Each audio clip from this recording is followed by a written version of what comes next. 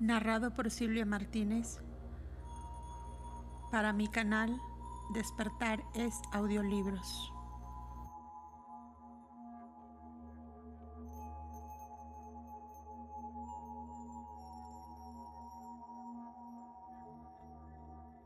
Estancia 4.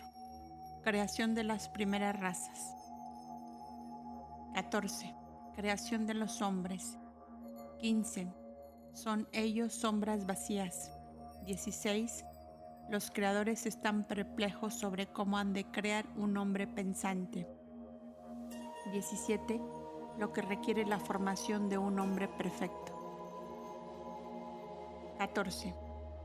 Las 7 huestes, los señores nacidos por la voluntad, impulsados por el espíritu dador de vida, separaron a los hombres de ellos mismos, cada uno en su propia zona. Se desprendieron ellos de sus sombras o cuerpos astrales, si es que un ser etéreo tal como un espíritu lunar puede suponerse que goza de un cuerpo astral, además de otro apenas tangible. En otro comentario se dice que los antecesores exhalaron al primer hombre, así como se explica que Brahma exhaló los suras, o dioses, cuando se convirtieron en asuras, de asu, aliento. En un tercero se dice que ellos, los hombres recién creados, eran las sombras de las sombras. Respecto de esta sentencia, eran las sombras de las sombras, puede decirse un poco más e intentarse una explicación más completa.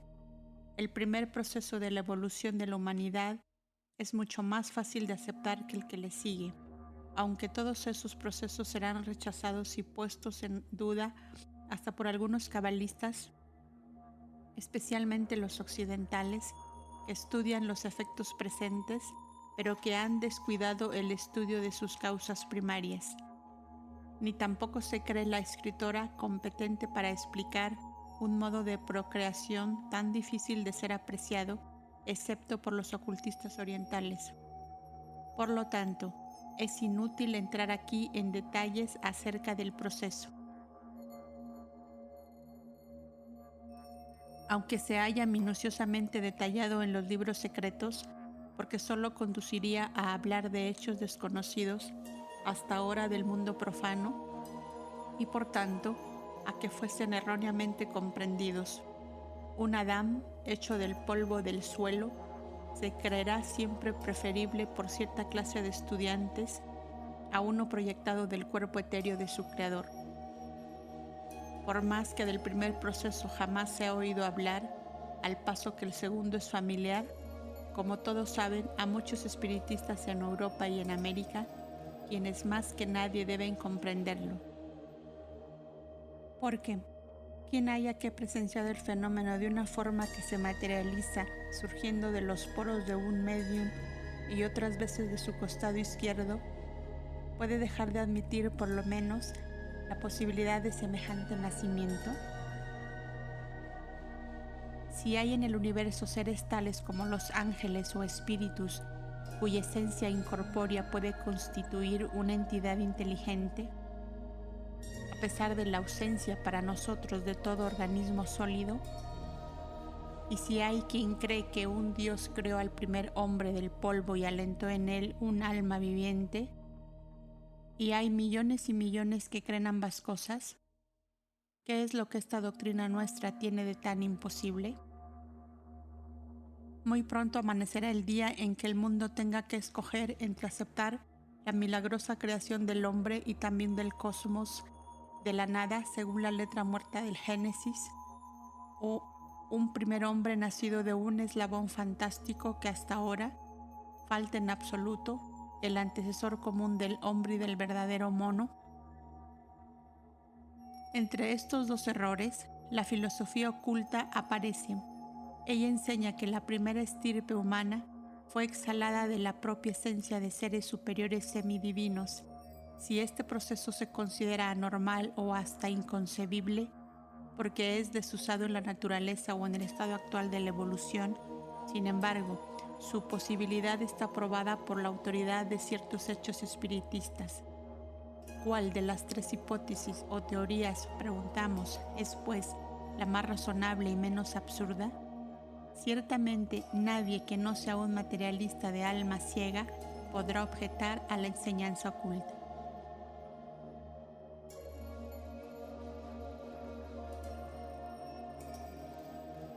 Comentario de la autora sobre el antecesor común del hombre y del verdadero mono. Huxley, apoyado por los descubrimientos más evidentes en anatomía comparada, pudo formular el importante principio de que las diferencias anatómicas entre el hombre y los monos superiores son menores que las que existen entre estos y los monos inferiores. En relación a nuestro árbol genealógico del hombre, se desprende necesariamente la conclusión de que la raza humana se ha desarrollado gradualmente de los verdaderos monos. ¿Cuáles pueden ser las objeciones científicas y lógicas a la conclusión contraria? Podemos preguntar, las semejanzas atómicas entre el hombre y los antropoides, groseramente exageradas por los darwinistas, como lo demuestra Mr. D. Quatrefages, se explican fácilmente cuando se considera el origen de los últimos. En ninguna parte, en las capas más antiguas, se encuentra un mono que se aproxime más al hombre, ni un hombre que se parezca más a un mono. El mismo abismo que se encuentra hoy entre el hombre y el mono se extiende inalterable en anchura y profundidad hasta el período terciario. Este hecho basta por sí solo para demostrar lo insostenible de la deducción. Fin del comentario.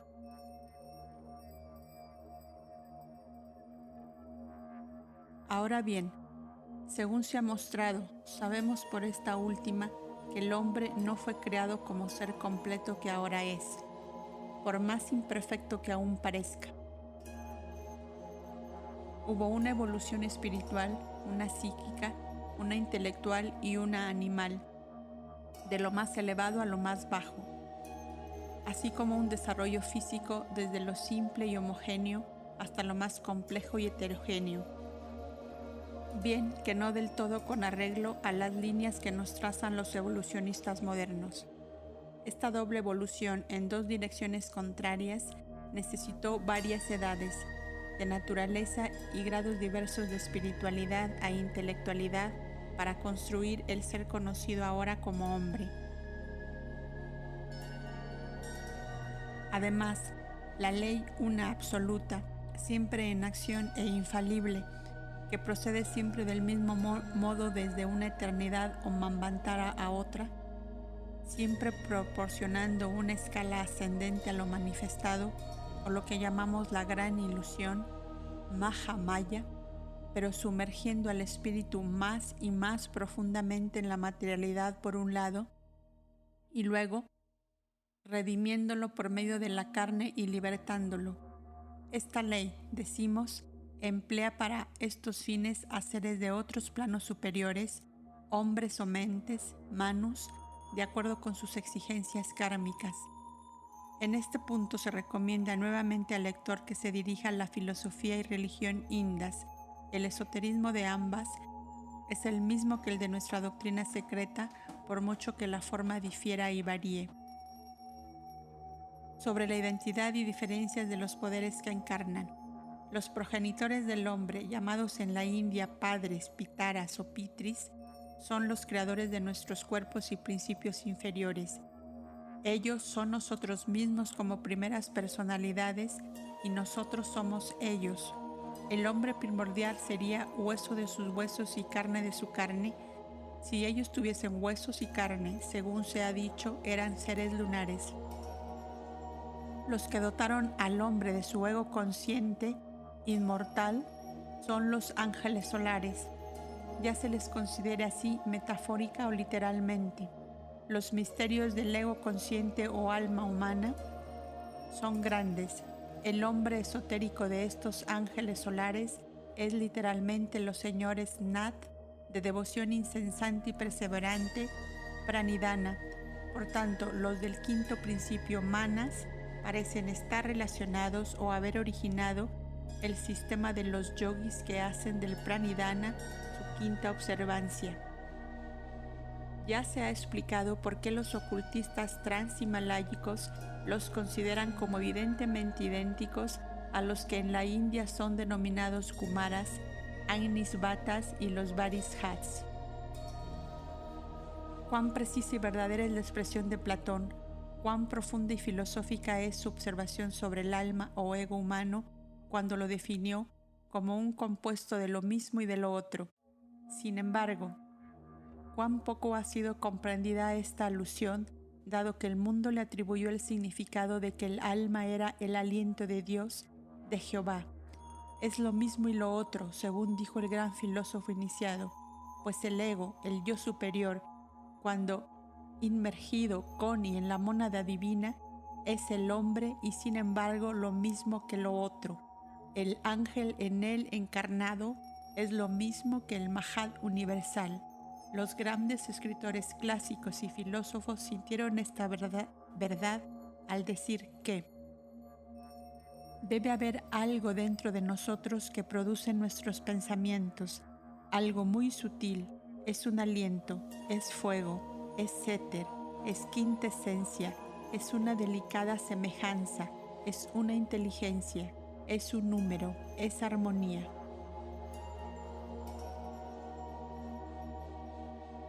Todos estos son los manasas y rajasas, los kumaras, asuras y otros regentes y pitris que encarnaron en la tercera raza y que de este modo y de otros dotaron de mente a la humanidad.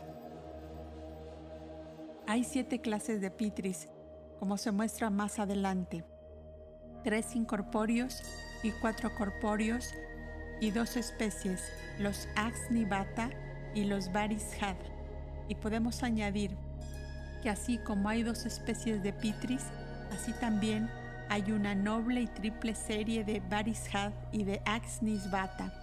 Los primeros, habiendo dado nacimiento a sus dobles astrales, renacen como hijos de Atri y son los pitris de los demonios o seres corporales según Manu, mientras que los Agnisvata renacen como hijos de Marichi, hijo de Brahma, y son los pitris de los dioses.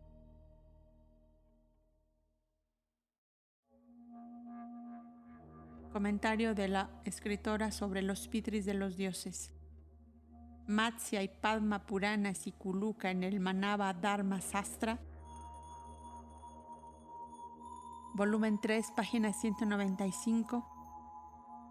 Sabemos muy bien que el Vayu y Matsya Purana identifican, con arreglo a la interpretación occidental, a los Agnisvatas con las estaciones y a los Varishad Pitris con los meses, añadiendo una cuarta clase, Kaivas, años cíclicos. Pero no identifican los cristianos católicos romanos sus ángeles con los planetas, y los 7 rishis no se han convertido en el Saptarsis, una constelación. Son deidades que presiden sobre todas las divisiones cíclicas. Fin del comentario.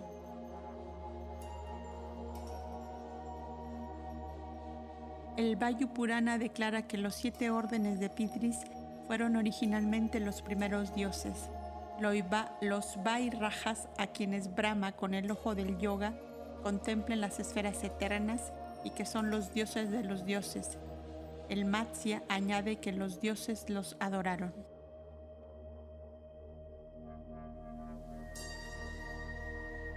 El Harivamsa distingue a los Vairajas como una sola clase de pitris, declaración corroborada en las enseñanzas secretas que, sin embargo, identifican a los Vairajas con los Agnisvatas mayores y con los Rajasas y Abhuta-Rajasas, que son incorpóreos y sin siquiera un fantasma astral.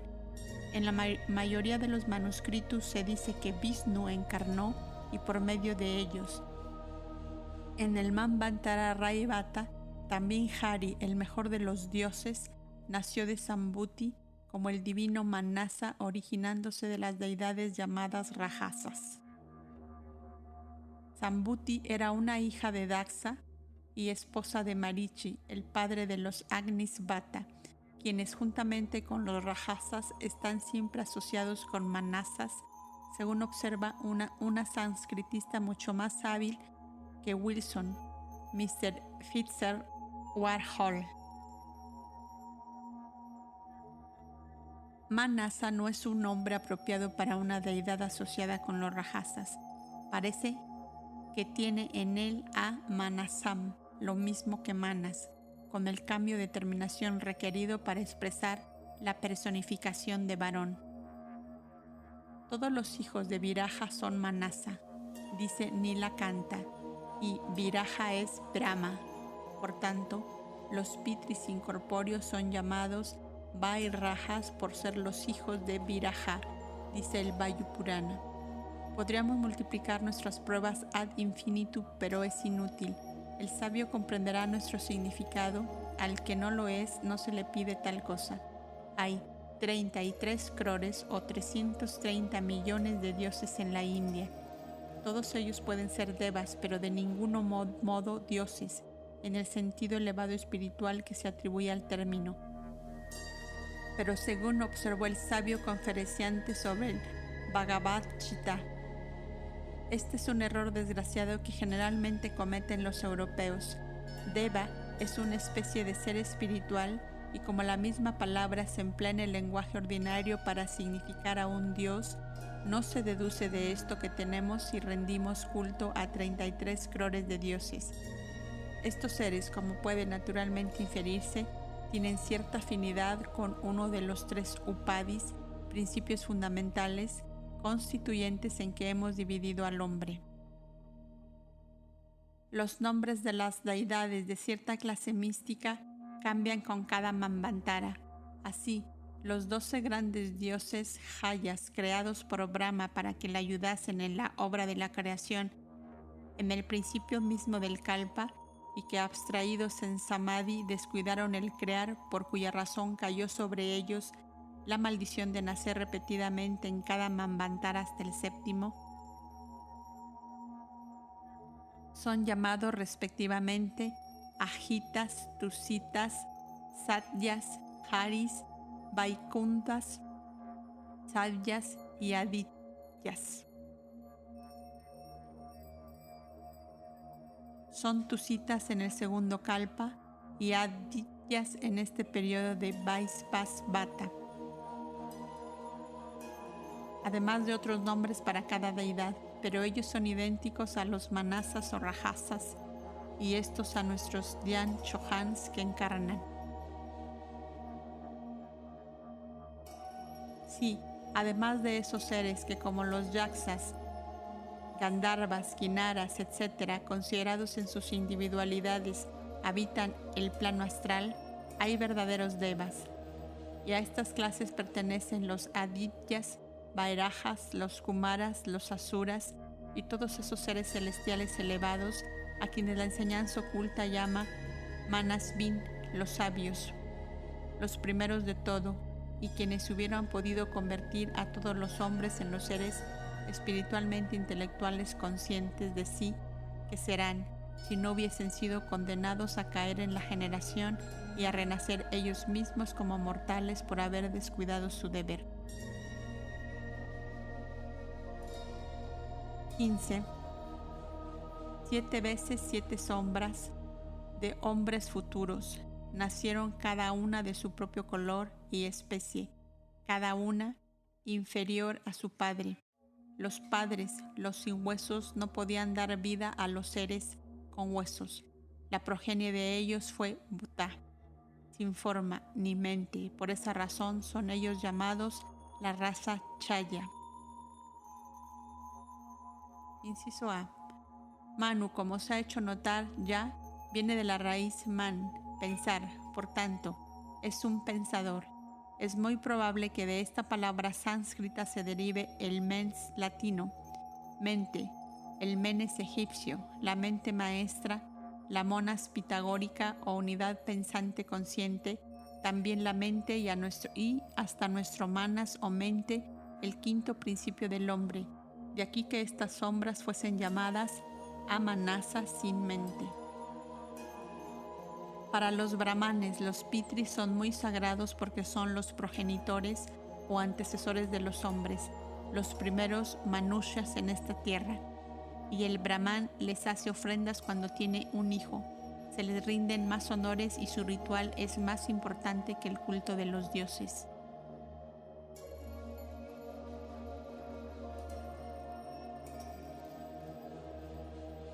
¿No podríamos encontrar significado filosófico en este grupo dual de progenitores?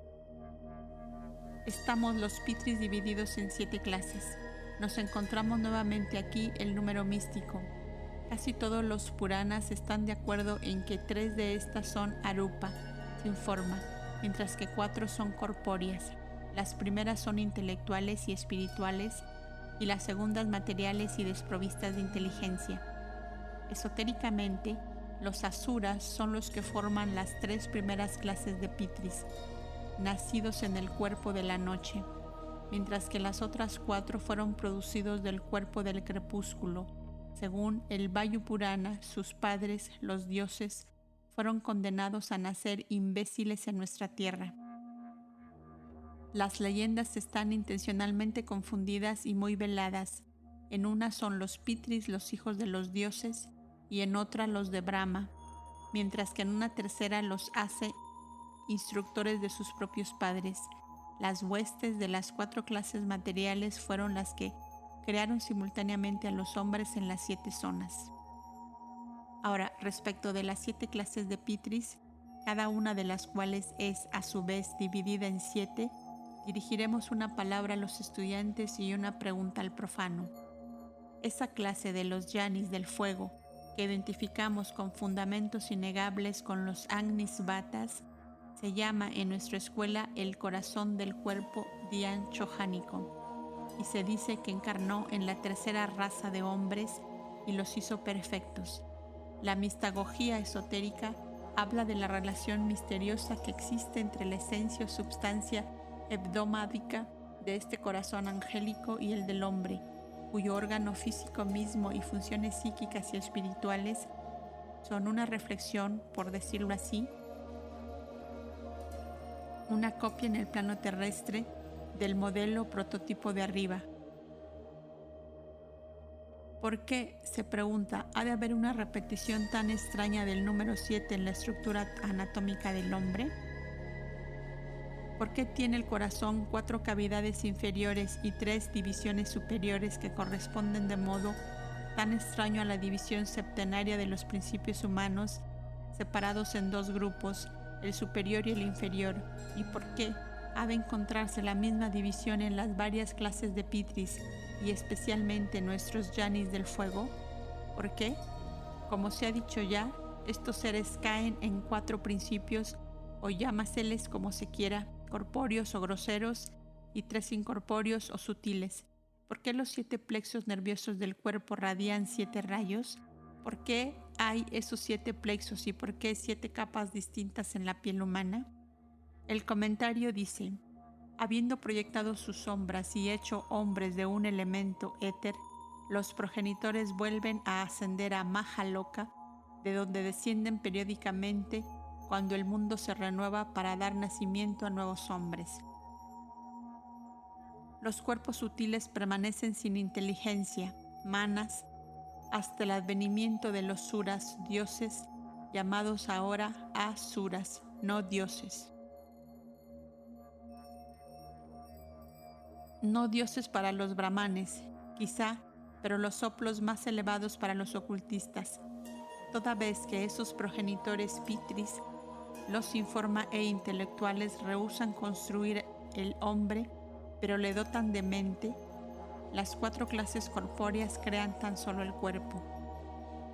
Esto se muestra claramente en varios textos del Rig Veda, la autoridad más elevada para todo Indo, cualquiera que sea su secta. Allí, Asura significa espiritual divino, y la palabra se emplea como sinónimo del Espíritu Supremo.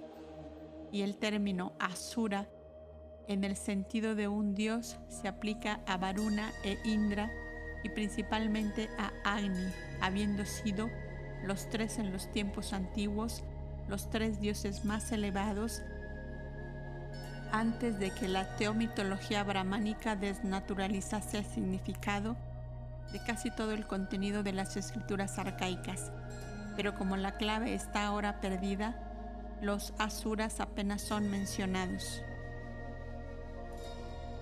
En el Zen Avesta se ve lo mismo. En la religión mazdeísta o majismo, Asura es el señor Asura Visvavedas, el que todo lo sabe o señor omnisciente. Y Asura Mazda, que se convierte más tarde en Asura Mazda, es como Benfei muestra, el señor que concede la inteligencia. Asura Medha y Ahura Mazdao, en otra parte de esta obra se hace ver bajo una autoridad no menor que el Asura indo-iranio fue siempre considerado como séptuple. Este hecho combinado con el nombre de Mazda, como se ha dicho, que hace del séptuple Asura el señor o señores colectivamente, conceden la inteligencia, relaciona los Amsatsbens con los Asuras y con nuestros Dhyan Chohans que encarnan, así como también con los Elohims y con los 7 dioses animadores de Egipto, la Caldea y todos los demás países. La razón por la cual rehusaron estos dioses crear hombres no es como lo declaran los relatos exotéricos, porque su orgullo era demasiado grande para que compartiesen el poder celestial de su esencia con los hijos de la tierra, sino por los motivos ya sugeridos. Sin embargo, la alegoría ha tolerado innumerables fantasías y la teología se ha aprovechado de ello en todos los países para apoyar su aserto contra estos primogénitos o los logos e imprimirlo como una verdad en las mentes de los ignorantes y crédulos. El sistema cristiano no es el único que ha degradado estos dioses en demonios. El zoroastrismo y hasta el brahmanismo se han aprovechado de ello para imponerse a la mente del pueblo. Hasta en el exoterismo caldeo, los seres que rehúsan crear y que se dice por ello que son los contrarios al demiurgo, son también denunciados como espíritus de tinieblas. Los suras, que obtienen su independencia intelectual, luchan con los suras que carecen de ella y que aparecen como pasando sus vidas en inútil culto ceremonial basado en la fe ciega. Alusión ahora ignorada de los brahmanes ortodoxos, e inmediatamente los primeros se convierten en asuras. Los primeros hijos de la deidad nacidos de la mente rehúsan crear progenie y son maldecidos por Brahma y condenados a nacer como hombres. Son ellos precipitados en la tierra, lo cual más adelante se transformó en el dogma teológico de las regiones infernales. Ahriman destruye al toro creado por Hormuz, que es el emblema de la vida ilusoria terrestre, el germen del dolor, y olvidando que la semilla perecedera infinita tiene que morir a fin de que la planta de la inmortalidad, la planta de la vida espiritual eterna, pueda brotar y vivir. Ahriman es proclamado el enemigo, el poder contrario, el demonio. Tifón divide a Osiris en 14 pedazos, a fin de impedirle que pueble al mundo y crear así el sufrimiento. Y Tifón se convierte en la enseñanza exotérica teológica en el poder de las tinieblas. Pero todo esto es el cascarón exotérico. Los adoradores de este último son los que atribuyen a desobediencia y rebeldía el esfuerzo y sacrificio de sí mismos, de aquellos que quieren ayudar a los hombres a volver a su estado original de divinidad por medio de esfuerzos propios conscientes, y estos adoradores de la forma son los que han hecho demonios de los ángeles de luz.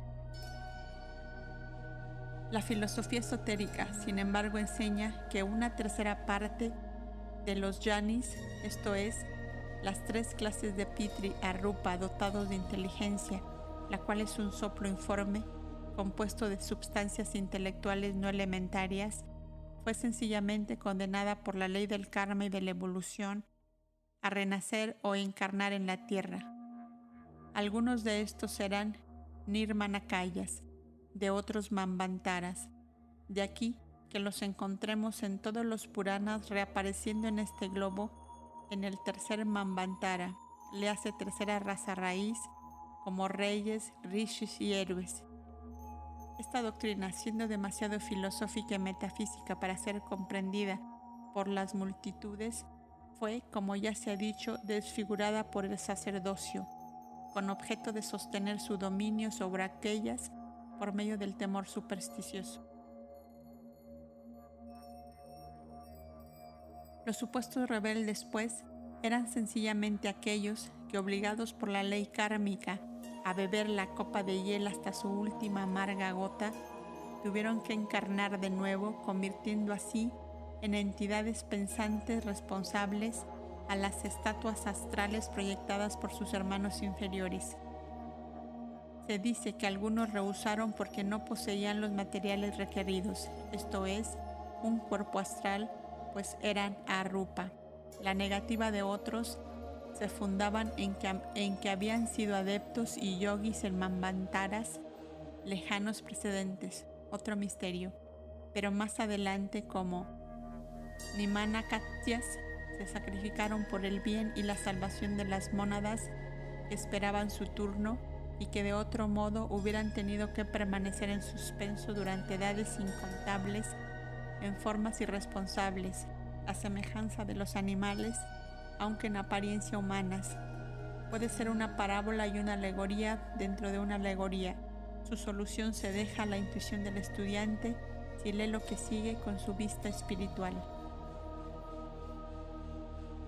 En cuanto a sus formadores o antecesores, los ángeles, que en las leyendas exotéricas obedecieron a la ley, deben ser idénticos a los Pitris Varishad o a los Pitris Devatas, esto es, los que poseían el fuego físico creador.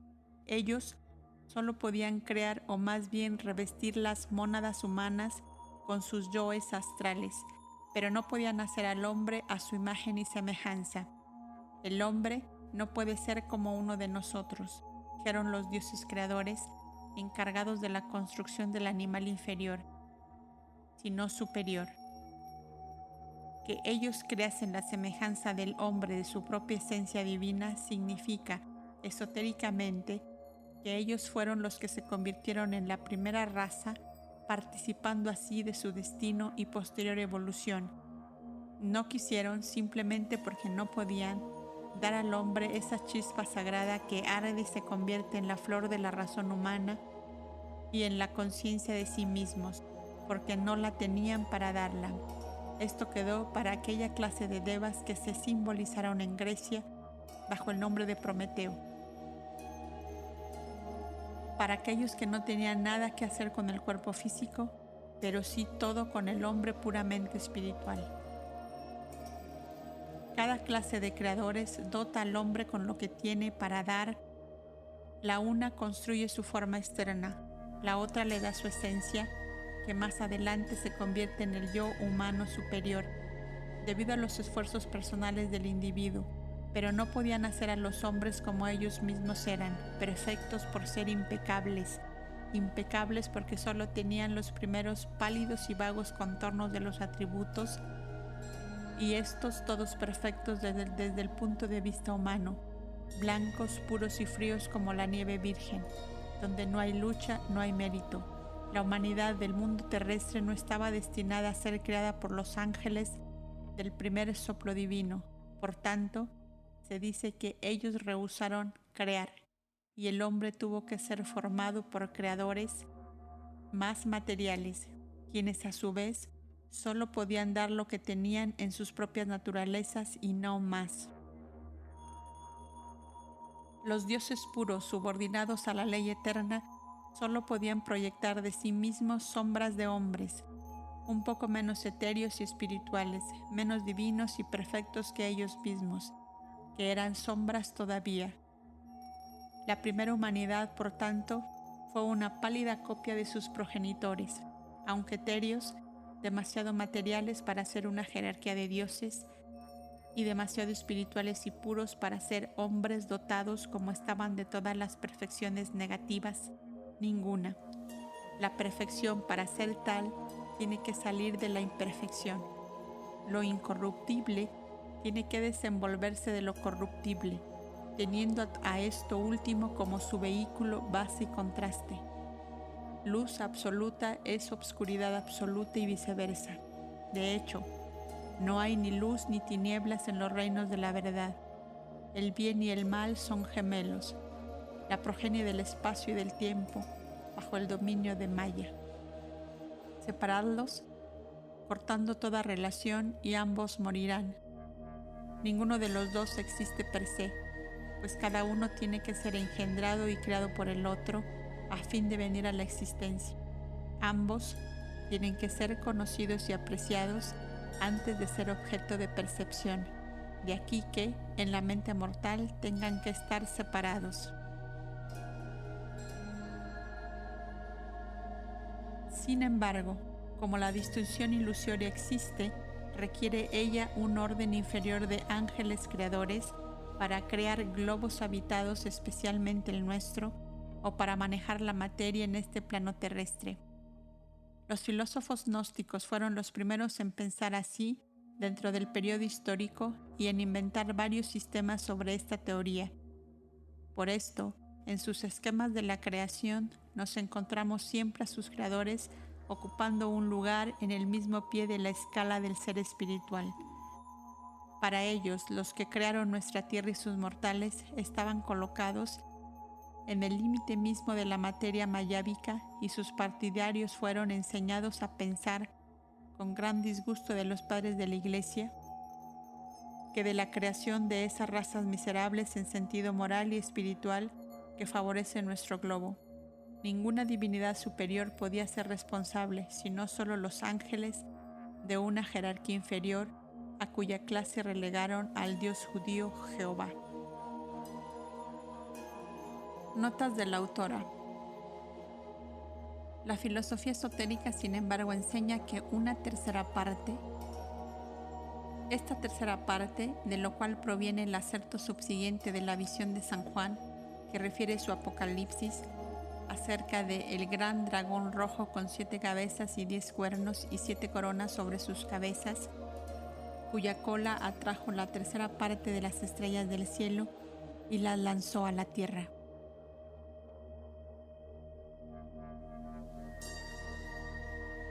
Siguiente nota. Condenada por la ley del karma y de la evolución a renacer o encarnar en la tierra.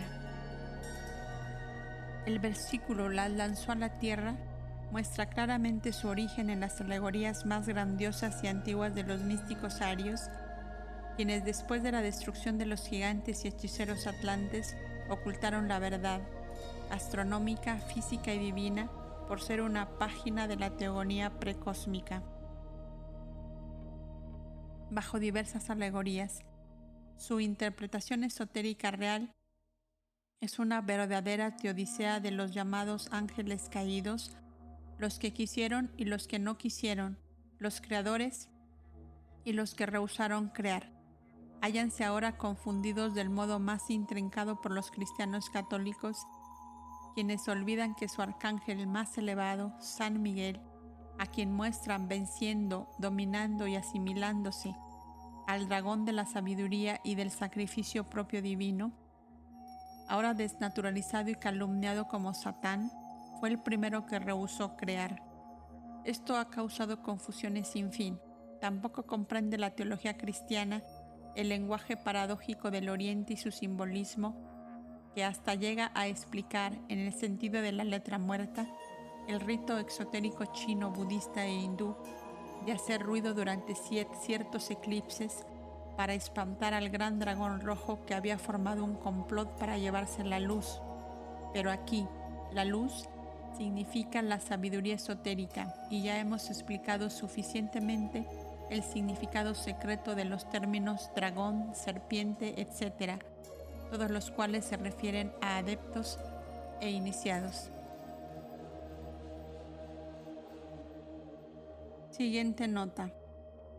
Por tanto, se dice que ellos rehusaron crear, y el hombre tuvo que ser formado por creadores.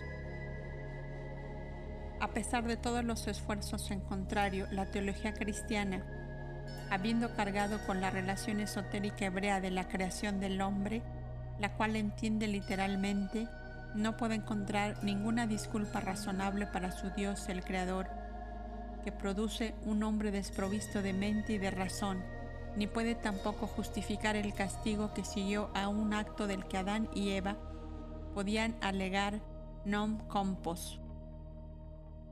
Pues si se admite que la pareja ignoraba el bien y el mal antes de comer el fruto prohibido, ¿cómo podía esperarse que supiese de que la desobediencia era un mal?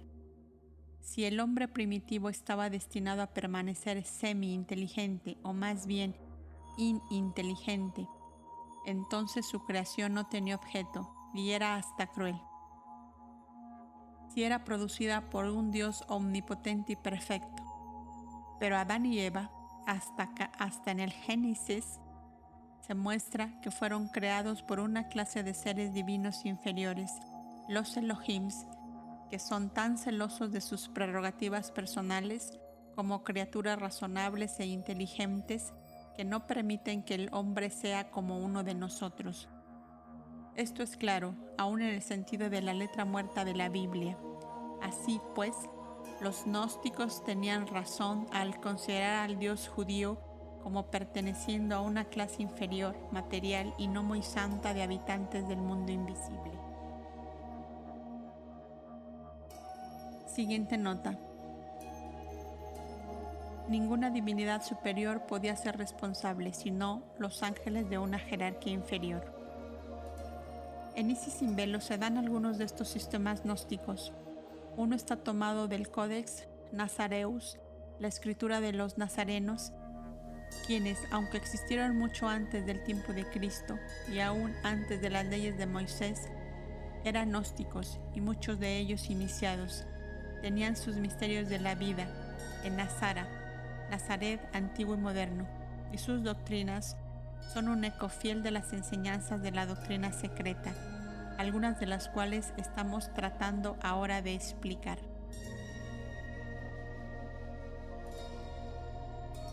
Fin de las notas. En todas las antiguas cosmogonías se mencionan humanidades diferentes de la presente. Platón habla en el Phaedrus de una raza de hombres alada. Aristófanes, en el Banquete de Platón, habla de una raza andrógina con cuerpos redondos. En el Pymander, hasta todo el reino animal es de doble sexo. Así dice: habiéndose completado el circuito, se desató el nudo, y todos los animales que eran igualmente andróginos fueron desatados, es decir, separados, juntamente con el hombre, pues las causas tenían que producir efectos en la tierra. Además, en el antiguo manuscrito quiché, el Popol Vuh, publicado por el difunto Abbe Brasseur de Bourbourg, los primeros hombres están descritos como una raza cuya vista era ilimitada y que sabía todas las cosas a la vez, mostrando así el conocimiento divino de dioses, no de mortales. La doctrina secreta, corrigiendo las exageraciones inevitables de la fantasía popular, expone los hechos conforme se hayan registrados en los símbolos arcaicos. Inciso B.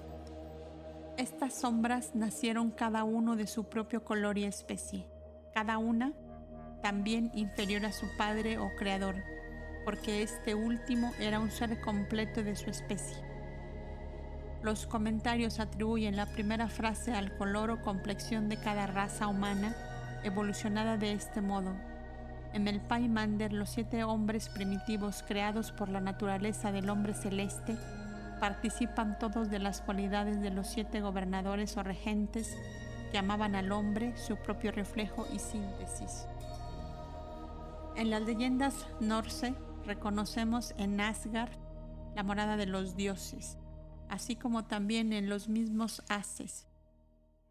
El mismo místico Loki y personificaciones entretejidas en los mitos populares, como en nuestra doctrina secreta, y la vemos en los Vedas, los Puranas, las escrituras más deístas y la Cábala. Los Ases de Escandinavia, los regentes del mundo que precedió al nuestro, cuyo nombre significa literalmente los pilares del mundo. Sus soportes son pues idénticos a los cosmocratores griegos, los 7 obreros o rectores del Paimander, los 7 rishis y pitris de la India, los 7 dioses caldeos y los 7 espíritus malos, los 7 sefirots cabalísticos sintetizados por la tríada superior y hasta los 7 espíritus planetarios de los místicos cristianos. Los haces crean la tierra, los mares, el firmamento y las nubes, todo el mundo visible de los restos del gigante asesinado Ymir. Pero no crean al hombre, sino solo su forma, del árbol Ask o As. Odín es quien le dota de vida y alma, después que Lodur le hubo dado sangre y huesos, y finalmente Honir es quien le proporciona la inteligencia, Manas, y los sentidos conscientes. El Ask Norse, el árbol As de Siodo, de donde procedieron los hombres de la generación de bronce, la tercera raza raíz, y el árbol Site del Popol Vuh, del cual fue creada la tercera raza mexicana de hombres, todos son unos. Esto puede verlo claramente cualquier lector, pero la razón oculta por qué el Yggdrasil Norse y el Asvata Indo, el Gogarth, el árbol de la vida helénico, y el Sampum tibetano son lo mismo que el árbol sefirótico cabalístico, y hasta que el árbol santo hecho por Ahura Mazda y el árbol del Edén, ¿quién entre los sabios occidentales puede decirlo? Sin embargo, el fruto de todos estos árboles, ya sea pipala o jaoma o aún la más prosaica manzana, son las plantas de la vida en hecho y en verdad. Los prototipos de nuestras razas estaban todos incluidos en el árbol microcósmico que crecía y se desarrollaba dentro y bajo el gran árbol macrocósmico del mundo. Y el misterio se halla medio revelado en el Dirgo Tamas, en donde se dice: Pipala, el dulce fruto de ese árbol, al cual acuden los espíritus que aman la ciencia y donde los dioses producen todas las maravillas. Lo mismo que en el Gogar, hállase la serpiente entre las exuberantes ramas de todos estos árboles del mundo.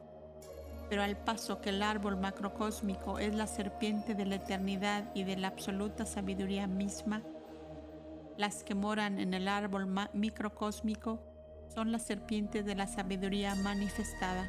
Una es el uno y el todo. Las otras son sus partes reflejadas. El árbol es el hombre mismo, por supuesto, y la serpiente en cada uno mora. Es el manas consciente, el eslabón que relaciona el espíritu con la materia, el cielo y la tierra. En todas partes es lo mismo. Los poderes creadores producen al hombre, pero fracasan en el objeto final. Todos estos logos se esfuerzan en dotar al hombre de espíritu consciente e inmortal, que solo se refleja en la mente, manas. Ellos fracasan y a todos se les presenta como castigados por el fracaso y no por la empresa. ¿De qué clase es el castigo? Una sentencia de prisión en la región inferior, la cual es nuestra tierra, la más baja de su cadena, una eternidad, que significa la duración de un ciclo de vida en las tinieblas de la materia o dentro del hombre animal. Los padres de la Iglesia, en parte por ignorancia y en parte intencionalmente, tuvieron a bien desnaturalizar este símbolo gráfico. Se aprovecharon de la metáfora y alegoría de todas las religiones antiguas para volverlas en beneficio de la nueva. Así, el hombre fue transformado en las tinieblas de un infierno material. Su conciencia divina, producida por el principio que en él moraba, el manasa o el Deva encarnado, se convirtió en las llamas ardientes de la región infernal y nuestro globo en el infierno mismo.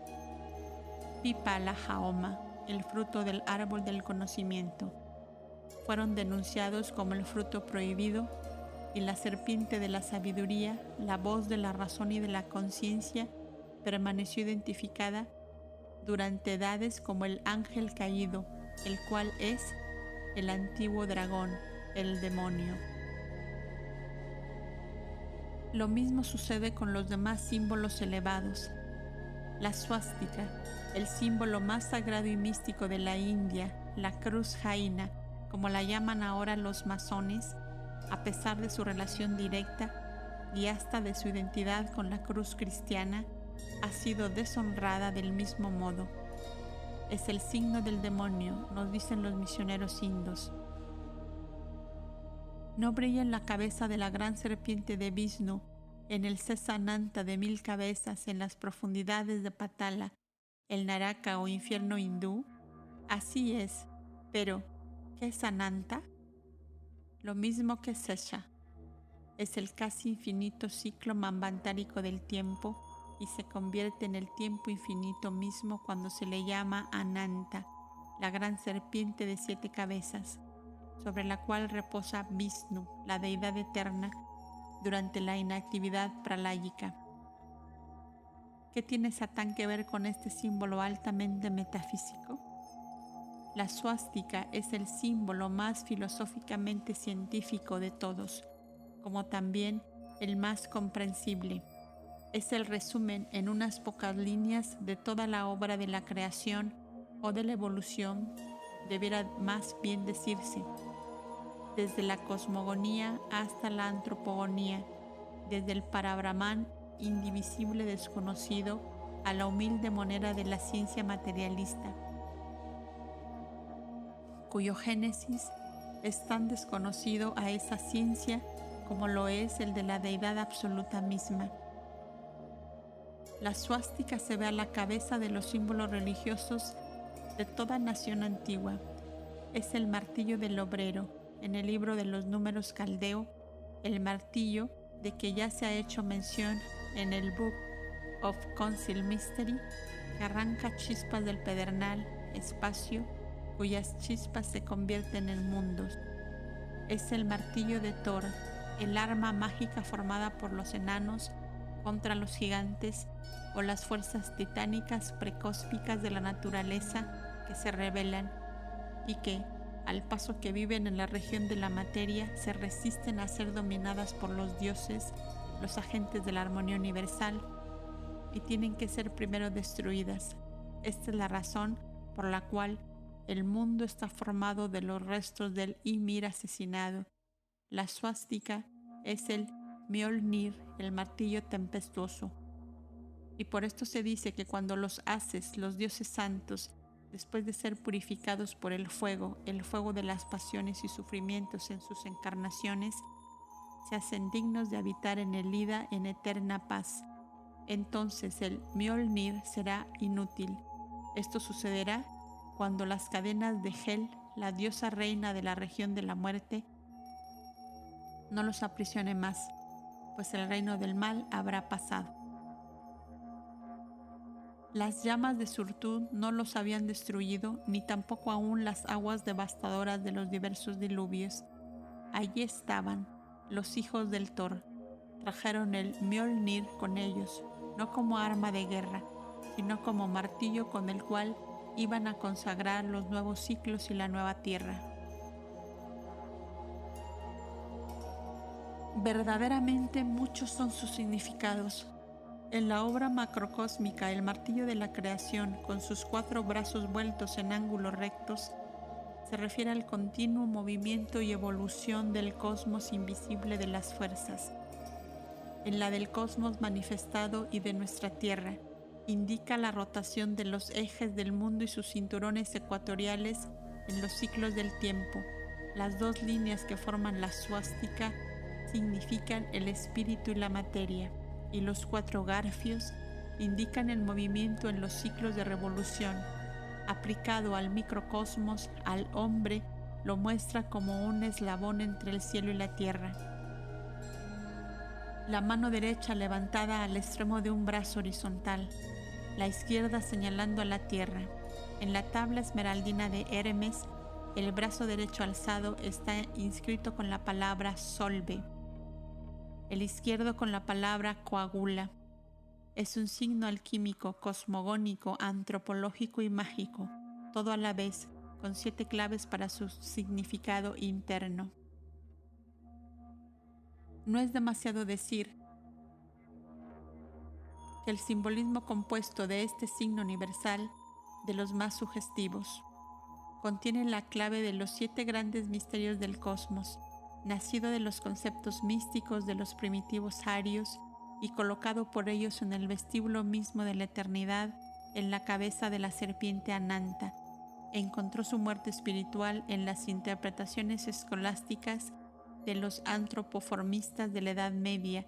Es el alfa y omega de la fuerza creadora universal, desarrollándose del espíritu puro y terminando en la materia densa. Es también la clave para el ciclo de la ciencia divina y humana, y aquel que comprende todo su significado está por siempre libre de los afanes de Mahamaya, la gran ilusión y engañador, la luz que brilla bajo el divino martillo, ahora degradado en el mayete de los grandes maestros de las logias masónicas. Es suficiente para disipar las tinieblas de todos los esquemas o ficciones humanos. Cuán proféticos son los cantos de las 3 diosas Norse, a quienes los cuervos del Odín murmuran el pasado y el futuro al revolotear en sus moradas de cristal bajo el caudaloso río. Los cantos están todos escritos en los pergaminos de la sabiduría, de los cuales muchos se han perdido, pero quedan aún algunos, y ellos repiten en poética alegoría las enseñanzas de las edades arcaicas, extractando del Asgard and the Gods del Dr. Wagner respecto de la renovación del mundo, que es una profecía acerca de la 7ª raza de nuestra ronda, relatada en tiempo pasado. Se dice que el Mjolnir había cumplido con su deber en esta ronda y, en el campo de ida, el campo de resurrección, para la 5ª ronda, los hijos de los dioses más elevados se reunieron y en ellos se levantaron nuevamente sus padres, los egos de todas sus encarnaciones pasadas.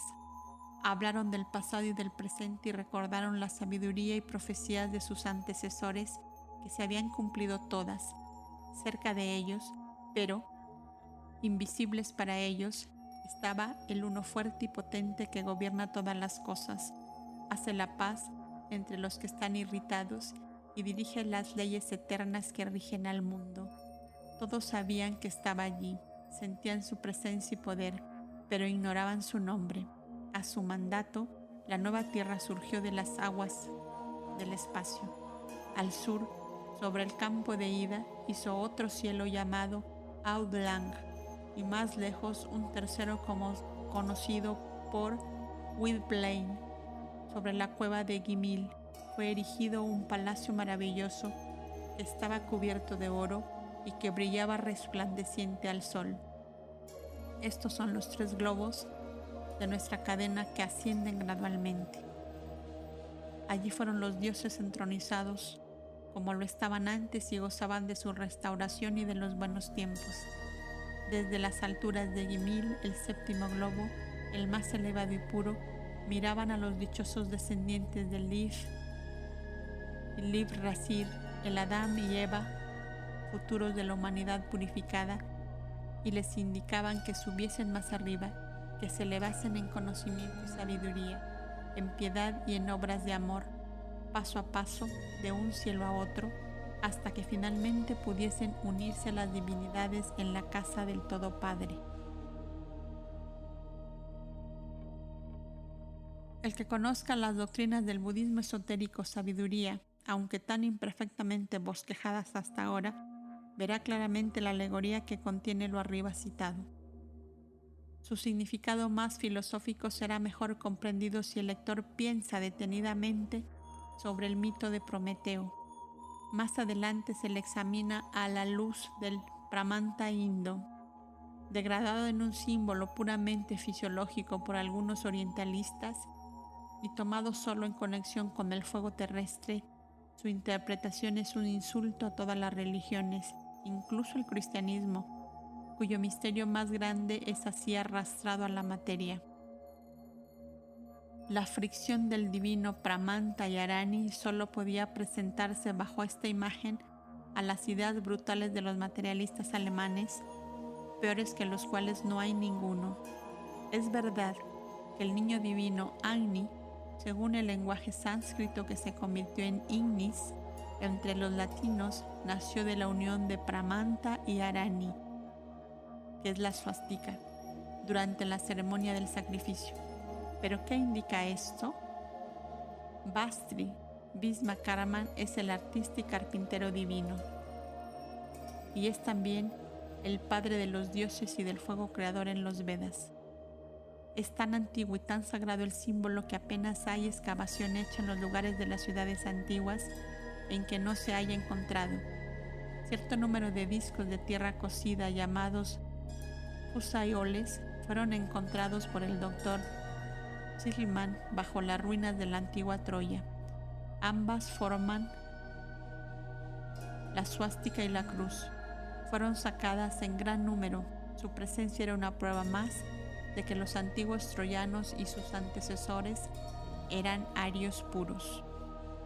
Inciso C.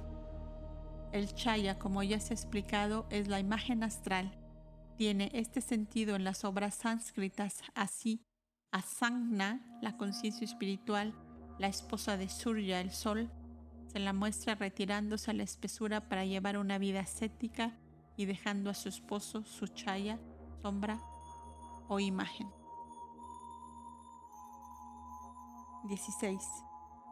¿Cómo nacieron los Manusha? ¿Cómo se formaron los Manus con mentes? Los padres llamaron en su ayuda a su propio fuego, que es el fuego que arde en la tierra. El espíritu de la tierra llamó en su ayuda al fuego solar. Estos tres, con sus esfuerzos reunidos, produjeron un buen rupa. Podía estar de pie, andar, correr, reclinarse o volar. Sin embargo, no era aún más que un chaya, una sombra sin entendimiento. Inciso A. Aquí se hace necesaria otra explicación a la luz y con la ayuda de las escrituras exotéricas añadidas a las esotéricas. Los manushas, hombres, y los manus son aquí equivalentes del Adán caldeo. Este término no significa en modo alguno el primer hombre, como entre los judíos, ni un individuo solitario, sino la humanidad colectivamente, como entre los caldeos y asirios. 4 órdenes o clases de las 7 de Jan Chohans, dice el comentario, fueron los progenitores del hombre oculto, esto es, el hombre interno sutil, los La de la luna. Los espíritus lunares eran, como ya se ha dicho, solo los antecesores de su forma, o sea, del modelo con arreglo al cual la naturaleza principió su obra externa sobre él. Así pues, el hombre primitivo era cuando apareció solo un Buta, sin entendimiento o fantasma. Esta creación fue un fracaso.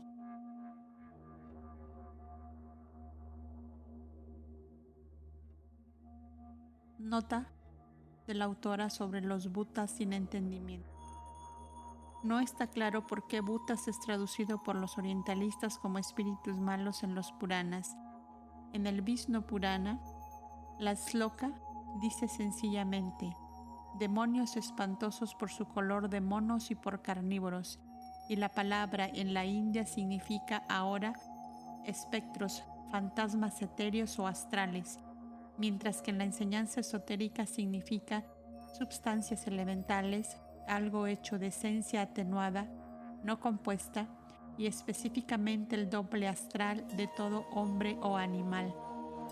En este caso, estos hombres primitivos son los dobles de los primeros yanis etéreos o pitris.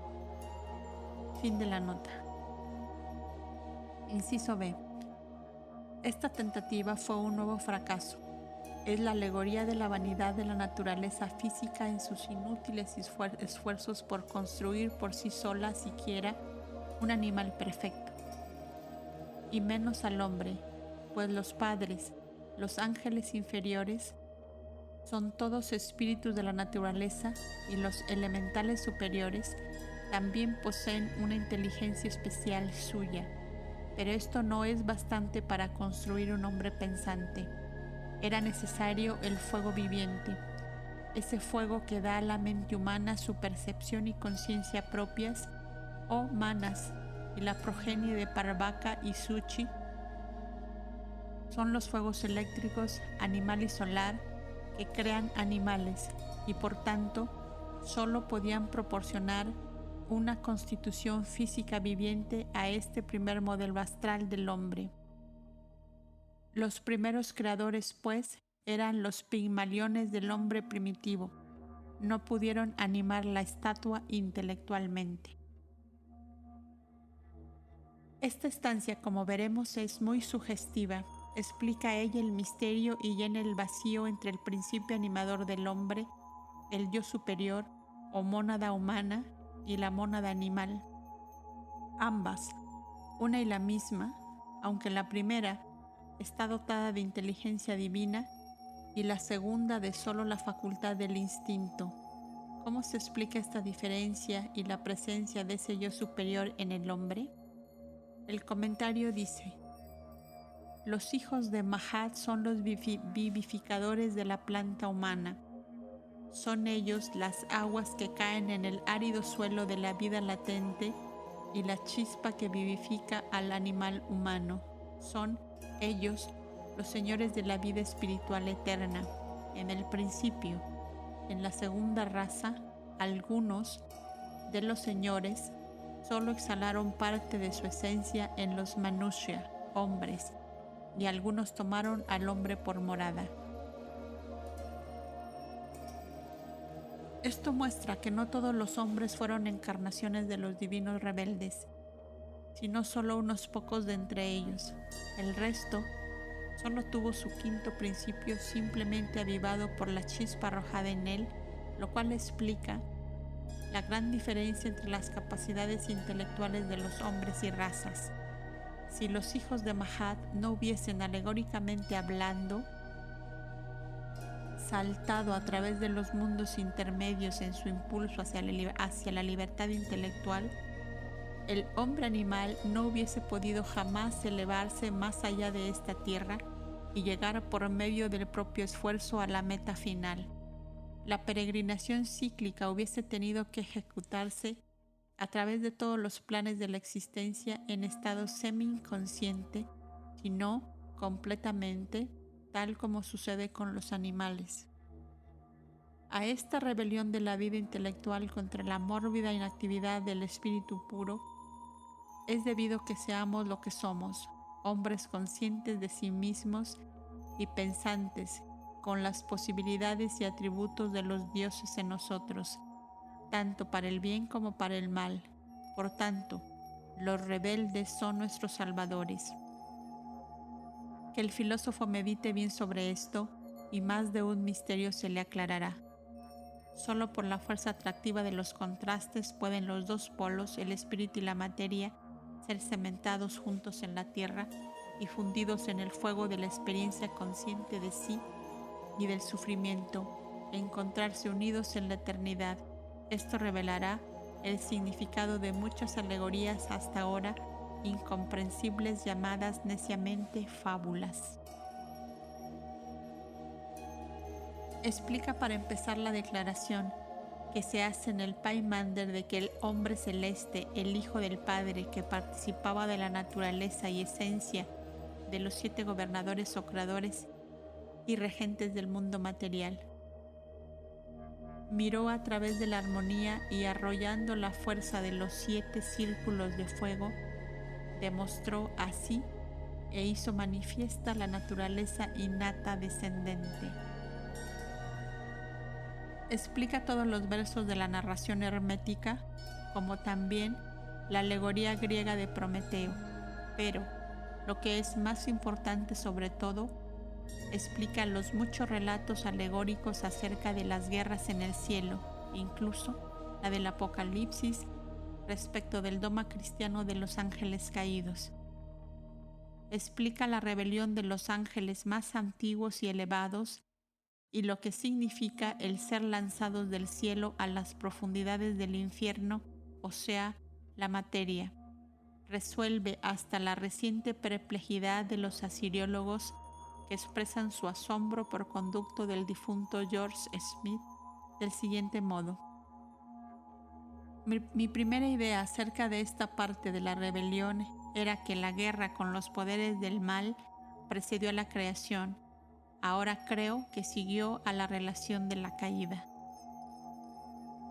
En la misma obra, Mr. George Smith da un grabado de un cilindro babilónico primitivo del árbol sagrado, la serpiente, el hombre y la mujer.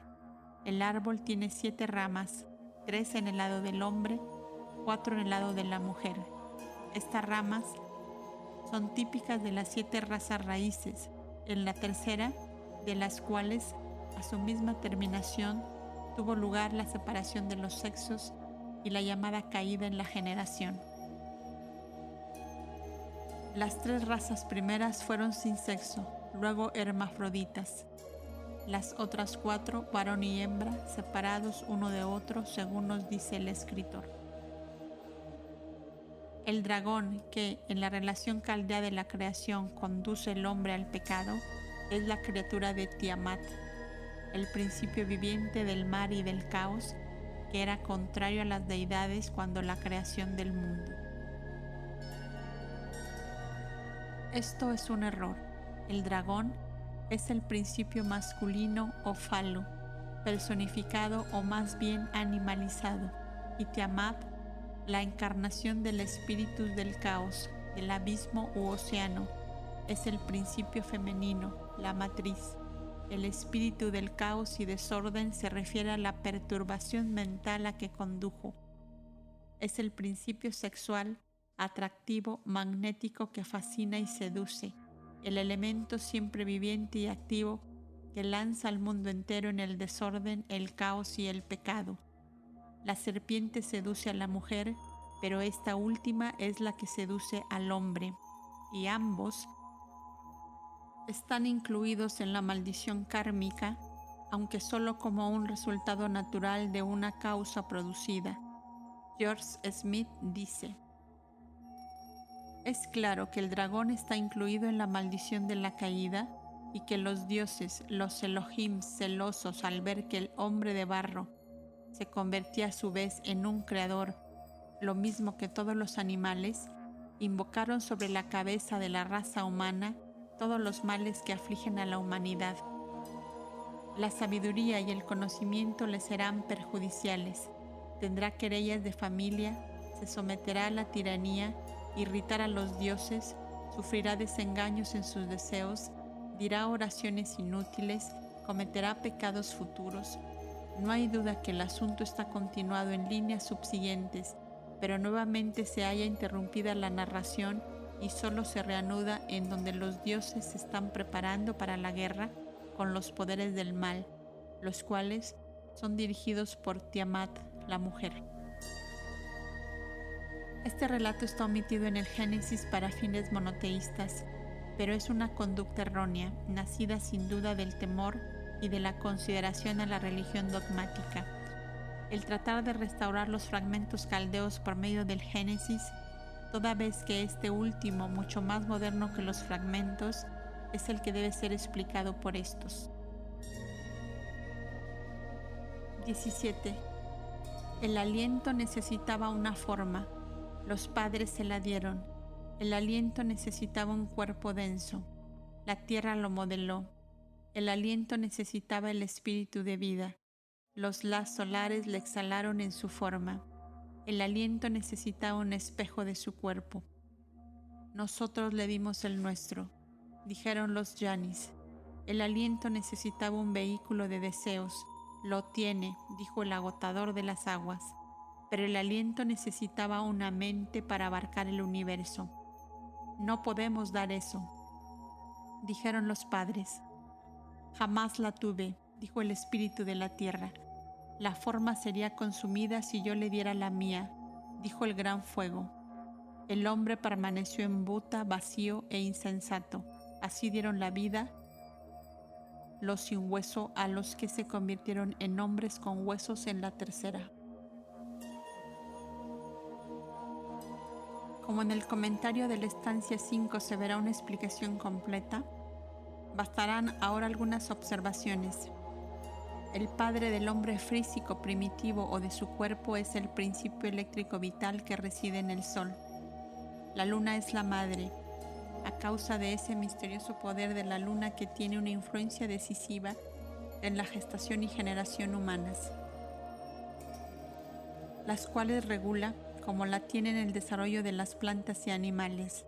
El viento o éter, que en este caso representa al agente de transmisión por medio del cual estas influencias descienden de los dos luminares y se difunden sobre la tierra, es mencionado como la nodriza, en tanto que solo el fuego espiritual hace del hombre una entidad divina y perfecta. Ahora bien, ¿qué es ese fuego espiritual? En la alquimia es el hidrógeno en general, mientras que en la realidad esotérica es la emanación o el rayo que procede de su noumeno, el yan del primer elemento. El hidrógeno es un gas solo en nuestro plano terrestre, pero aún en la química el hidrógeno sería la única forma existente de materia en nuestro sentido del término, y es aliado muy próximo del protilo, que es nuestro layam. Es el padre y generador, por decirlo así, o más bien el upadi, base tanto del aire como del agua, y es fuego, aire y agua, en una palabra, uno bajo tres aspectos, por tanto la trinidad química y alquímica. En el mundo de la manifestación o de la materia, es el símbolo objetivo y la emanación material del ser subjetivo, entidad puramente espiritual en la región de los noumenos. Razón tenía Godfrey Higgins al comparar al hidrógeno y hasta identificarlo con el toon, el uno de los griegos, porque, según observa, el hidrógeno no es agua, aun cuando la produce. El hidrógeno no es fuego, aunque lo manifiesta o crea, ni es aire, aunque el aire puede considerarse como un producto de la unión del agua y del fuego, puesto que al hidrógeno se le encuentra en el elemento acuoso de la atmósfera, es 3 en 1. Si se estudia la teogonía comparada, es fácil de ver que el secreto de estos fuegos era enseñado en los misterios de todos los pueblos antiguos, principalmente en Samotracia. No cabe la menor duda de que los Kaviri, la más misteriosa de todas las deidades antiguas, dioses y hombres, grandes deidades y titanes, son idénticos a los Kumaras y Rudras, con Kartikeya a la cabeza, que es también un Kumara. Esto es por completo evidente aún exotéricamente. Y estas deidades indas eran, como los Kaviri, los fuegos sagrados personificados de los poderes más ocultos de la naturaleza. Las diversas ramas de la raza aria, la asiática y la europea, la india y la griega, hicieron lo posible para ocultar su verdadera naturaleza, ya que no su importancia. Como sucede con los Kumaras, el número de los Kaviris es incierto. Algunos dicen que solo había 3 o 4, otros dicen que 7. Axierus, Axioxerxa, Axiocersus y Casmilus pueden muy bien representar los alter egos de los 4 Kumaras: Sanat Kumara, Sananda, Sanaka y Sanatana. Las deidades primeras, cuyo padre, según opinión general, era Vulcano, eran a menudo confundidas con los dios Cori, Coribamtes, Anactes, etc., lo mismo que los Kumaras, cuyo padre putativo era Brahma, o más bien la llama de su ira, que le condujo a ejecutar la creación novena o Kumara, que resultó en Rudra o Or, Nila Joita, Nila Lojita, Shiva y los Kumara eran confundidos con los Asuras, los Rudras y los Pitris por la sencilla razón de que todos son uno, esto es, fuerzas y fuegos correlativos. No tenemos espacio aquí para describir esos fuegos y su verdadero significado, aunque lo intentaremos hacer si el resto de esta obra llega a publicarse. Mientras tanto, pueden añadirse unas cuantas explicaciones más. Lo anterior son todos misterios cuya solución tiene que dejarse a la intuición personal del estudiante más bien que describirse. Si quieres saber algo del secreto de los fuegos, que se dirija a ciertas obras de los alquimistas, quienes muy correctamente relacionan el fuego con cada elemento como lo hacen los ocultistas. El lector debe tener presente que los antiguos consideraban la religión y las ciencias naturales, a la vez con la filosofía, como estrecha e inseparablemente enlazadas. Esculapio era el hijo de Apolo, el solo fuego de la vida. A la vez, Helios, Pitio y el dios de la sabiduría de los oráculos. En las religiones exotéricas, tanto como en la filosofía esotérica, los elementos, especialmente el fuego, el agua y el aire, se presentan como los progenitores de nuestros 5 sentidos físicos y por esto están distintamente relacionados de un modo oculto con ellos. Estos sentidos físicos pertenecen a una creación aún inferior a la llamada en los Puranas Pratisarga o creación secundaria. El fuego líquido procede del fuego homogéneo, dice un axioma oculto. El círculo es el pensamiento, el diámetro o la línea es la palabra y su unión es la vida. En la Cábala, Bat Kol es la hija de la voz divina o luz primordial Shekinah. En los Puranas y en el exoterismo indo, Bach, la voz, es el logos femenino de Brahma, una permutación de Aditi, la luz primordial. Y si Bat Kol, en el misticismo judío, es una voz articulada sobrenatural del cielo que revela al pueblo elegido, las tradiciones sagradas y las leyes es solo porque Bach fue llamada antes del judaísmo, madre de los Vedas, que penetró en los rishis y les inspiró con sus revelaciones, lo mismo que Bat Kol se dice que inspiró a los profetas de Israel y a los sumos sacerdotes judíos. Y ambas existen hasta el día en que sus respectivas simbologías sagradas, porque los antiguos asociaban el sonido o lenguaje con el éter del espacio, cuya característica es el sonido. De aquí que el fuego, el agua, el aire sean la Trinidad cósmica primordial.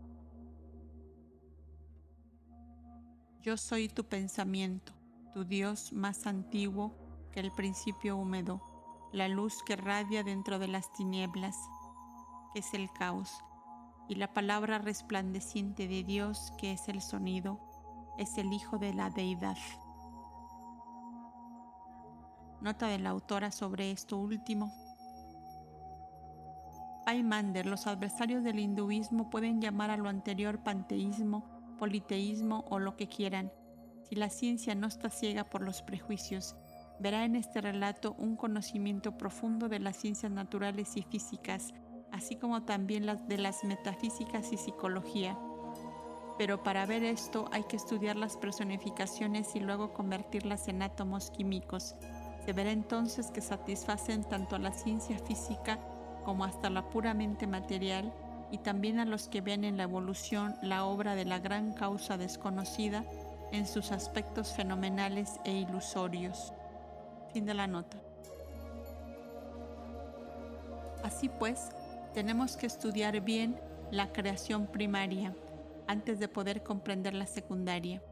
La primera raza tenía en ella 3 elementos rudimentarios y ningún fuego todavía, porque según los antiguos, la evolución del hombre y el crecimiento y desarrollo de sus sentidos espirituales y físicos estaban subordinados a la evolución de los elementos en el plano cósmico de esta tierra. Todo procede de Prabhabhayaya, la evolución de los principios creadores y sencientes en los dioses y hasta de la llamada deidad creadora misma. Esto se encuentra en los nombres y apelativos que se dan a Vishnu en las escrituras exotéricas. Lo mismo que el protologos órfico es el llamado Purvaha pregenético, y los demás nombres lo relacionan en su orden descendente y más con la materia. El siguiente orden en líneas paralelas puede verse en la evolución de los elementos y de los sentidos, o en el hombre cósmico terrestre o espíritu y el hombre físico mortal. Éter, oído, sonido. Aire, tacto, sonido y tacto. Fuego o luz, vista, sonido, tacto y color. Agua, gusto, sonido, tacto, color y gusto. Tierra, olfato, sonido, tacto, color, gusto y olfato.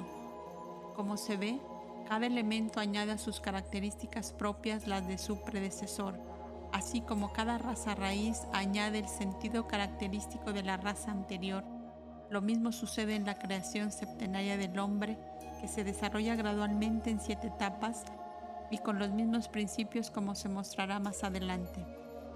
Así pues, al paso que los dioses Odian Chohans, Devas, proceden de la causa primera que no es para Brahman, pues este es el todo causa y no puede ser mencionado como la primera causa, cuya causa primera es llamada en los libros brahmánicos Jagat Yoni, la matriz del mundo. La humanidad emana de estos agentes activos del cosmos, pero los hombres durante la primera y segunda razas no eran seres físicos, sino meros rudimentos de los hombres futuros. Bhutas, que procedían de Bhutadi, el origen o el sitio original de donde surgieron los elementos. De aquí que procedan, como todo lo demás, de Prabhabab Yaya, el sitio donde todo se origina y donde todas las cosas se disuelven, según lo explica el comentador en el Vishnu Purana. De allí proceden también nuestros sentidos físicos y hasta la deidad creada más elevada en nuestra filosofía. Como uno con el universo, ya lo llamemos Brahma, Isvara o Purusha, es él una deidad manifestada y por tanto creada o limitada y condicionada. Esto se prueba fácilmente hasta con las enseñanzas exotéricas. Después de ser llamado el incognoscible y eterno Brahma, neutro o abstracto, el Pundariskaksa, gloria suprema e imperecedera, desde el momento en que en lugar de Sadaika Rupa, la naturaleza incambiable o inmutable, se le denomina Ekaneka Rupa, a la vez único y múltiple, él, la causa. Viene a asumirse en sus propios efectos, y si colocamos sus nombres en orden esotérico, presentan la siguiente escala descendente. Mahapurusha o Paramatman, Espíritu Supremo. Atman o Purvaha, Protologos, el espíritu viviente de la naturaleza. Indrivatman o Kirishi Ketsa, alma espiritual o intelectual una con los sentidos. Bud Atman, el alma viviente o de la vida. Setrakna, el alma encarnada o el universo de espíritu y materia. Pranditarsanata, falsa percepción, el universo material. El último nombre significa algo percibido o concebido debido a una falsa y errónea aprehensión como forma material, pero que solo es de hecho maya, ilusión, como lo es todo en nuestro universo físico. La evolución de las esencias dhyan chohánicas tiene lugar en estricta analogía con los atributos de este Brahma, tanto en el mundo espiritual como en el material. siendo las características de las primeras reflejadas a su vez en el hombre, colectivamente y en cada uno de sus principios, cada uno de los cuales contiene en sí mismo, en el mismo orden progresivo, parte de los diversos fuegos y elementos de aquellas.